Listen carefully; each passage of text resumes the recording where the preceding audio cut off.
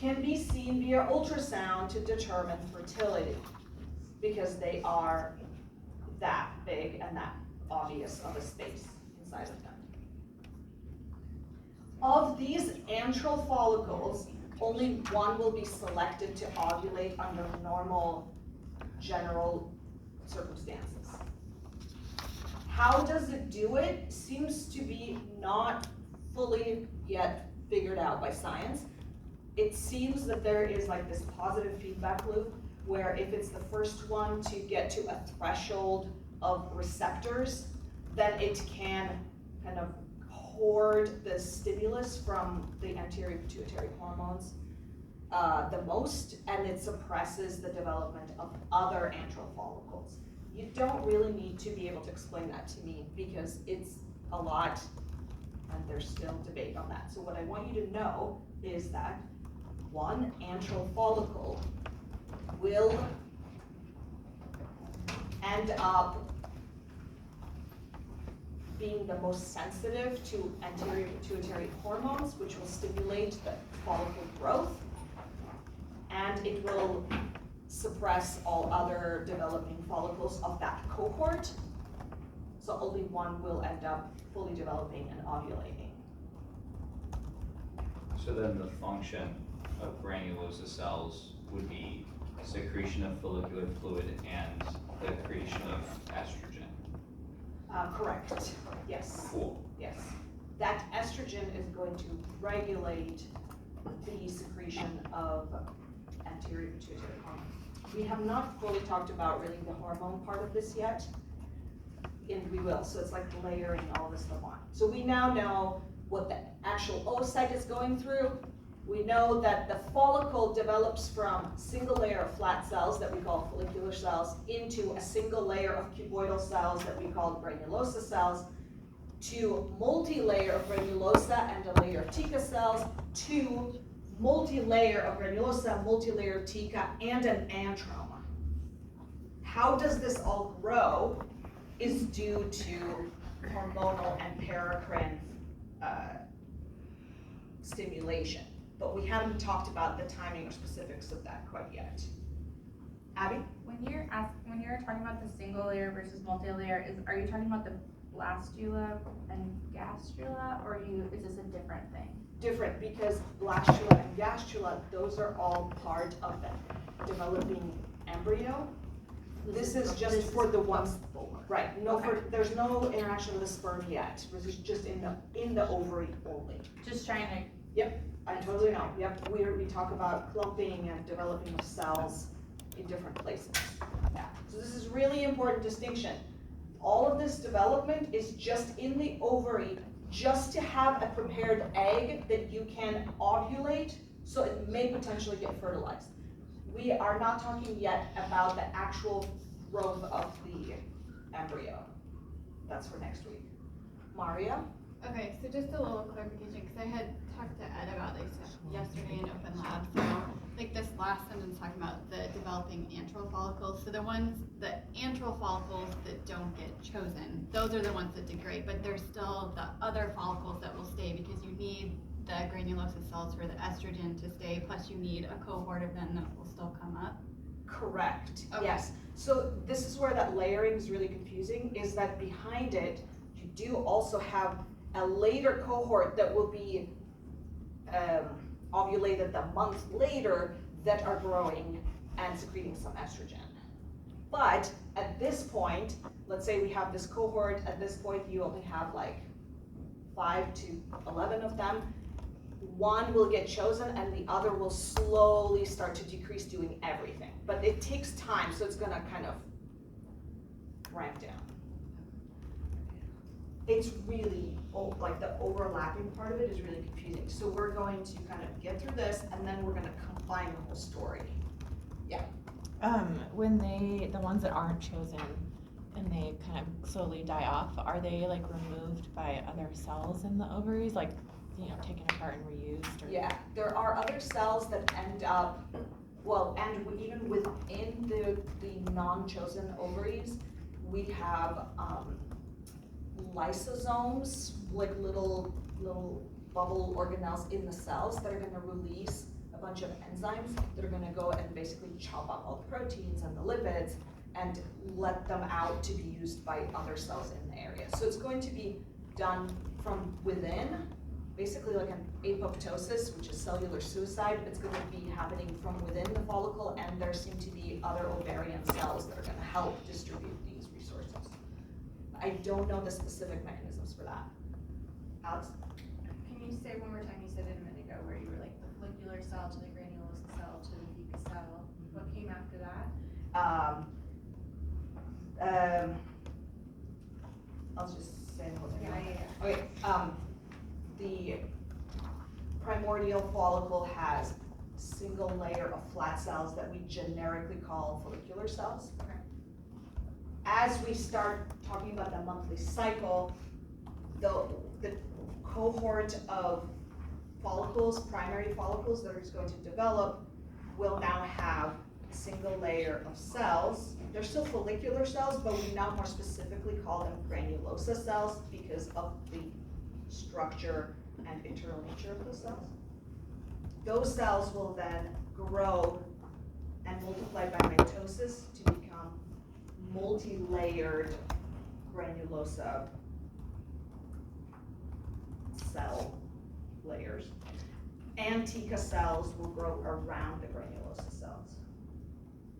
So at that point, you have an oocyte, many layers of granulosa cells, and then theca cells on the outside. And then they will continue multiplying and growing to have multiple layers of theca cells, and now you're building a space inside called an antrum due to the release of fluid from the granulosa cells. So at this point, you have an oocyte, has some granulosa cells right around it. It has a special name, Camolus oophorus. I don't think that's on any list, so I don't care about you knowing that. Can it also be called corona radiata? Yes, except for corona radiata is this structure after the egg is ovulated. This stays with it and then it has that name. Okay, But at this point, it's not called that, cool. but it is the same cells, just at a different period in time. Yeah. So we have an oocyte here. We have, that's the secondary oocyte. We have a layer of granulosa cells and then more granulosa cells. They have just multiplied by mitosis and grown in size. They also release fluid that is going to be high in estrogen at the end of this process. So this is an antrum with follicular fluid inside, has lots of different molecules in there, including estrogen. And then you have several layers of theca cells around the whole thing. And this is vascularized, so it's connected to blood vessels. Is the secondary oocyte, is it determined by the fact that we have now an antrum? Like, is that like the tipping point where we like visually see it histology wise? That's not when it first appears, but when you have an antrum, you have a secondary oocyte. Okay. Yeah. Jillian? I think that kind of answered my question. Like, if you go back to our lab study guide, like when I'm looking at the histology, it's the primary oocyte or primary follicle and then secondary, but the oocyte that's listed in there is primary still on the secondary follicle. But you're saying here it's kind of secondary oocyte. Yeah, Is that because that right? the term secondary follicle is probably the most confusing of all the terms. Secondary and tertiary follicles is the confusing portion of the whole thing. Because secondary follicle really starts as a multi-layer, no antrum follicle. But by the end of secondary follicle stage, there is a small antrum, and then when it grows to be bigger, it's called the tertiary follicle. But there is not a agreement on like where you have the cutoff. So at the beginning, let's see, do we have this? Let's just go real quick to. And that's why you distinguished on your announcement that we could just call it an antral follicle. Yeah, so exactly, because I'm Okay. like, visually, it's very difficult. Okay, so as you can kind of see here, and these are not always totally lined up, is that when you have this thing, which is called secondary follicle, you're in the process between primary and secondary oocyte. And now at this point, when it's definitely an antral follicle, it is a secondary oocyte in there. But this one is like, when you first start getting this multi-layer of cells, the oocyte is going through the meiosis. So it's hard to know where are you catching it, at the beginning of secondary follicle stage or at the end. At the beginning, it's a primary, at the end, it's secondary. But it's confusing. So let's look at this before we go into the hormones and the ovulation part of it. Look at the alignment of oogenesis on the left there to the follicular genesis up until now, right? Just give it a look through.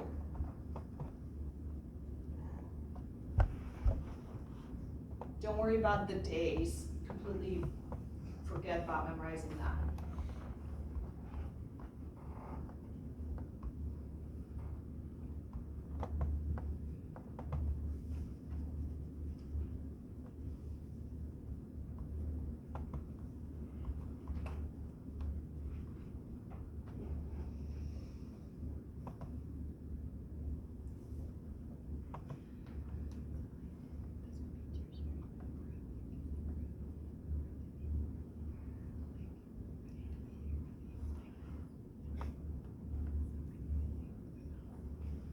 So we are born with primary oocytes, we ovulate a secondary oocyte. Primary oocytes are diploid, secondary oocytes are haploid, but they're not done with meiosis yet. That's pretty easy for oogenesis. Like, those are the main questions you might have. Follicular genesis, we are born with basically primordial follicles, but by the time we start talking about the cycles in puberty, we start with the primary follicle. So the primary follicle has a primary oocyte in it. A secondary follicle, or a follicle that has many layers of granulosa cells and TICA cells, is going through meiosis 1 on its way to become a secondary oocyte inside. By the time you have a full visible antrum, this is technically not an antrum, this is something else, it's called zona pellucida. It's from a different substance than the antrum. This is like a gelatin, little tiny space between the oocyte and these cells. This is a fluid that the granulosa cells secrete. Notice how this fluid is between two layers of granulosa cells, and that other thing was just around the oocyte. I don't care for you to know this, so I'm not gonna go into that. By the time we have a full antral follicle that has this kind of a shape, and an obvious antrum where some granulosa cells is next to the oocyte and some are on the other side of the antrum, then this oocyte is a secondary oocyte.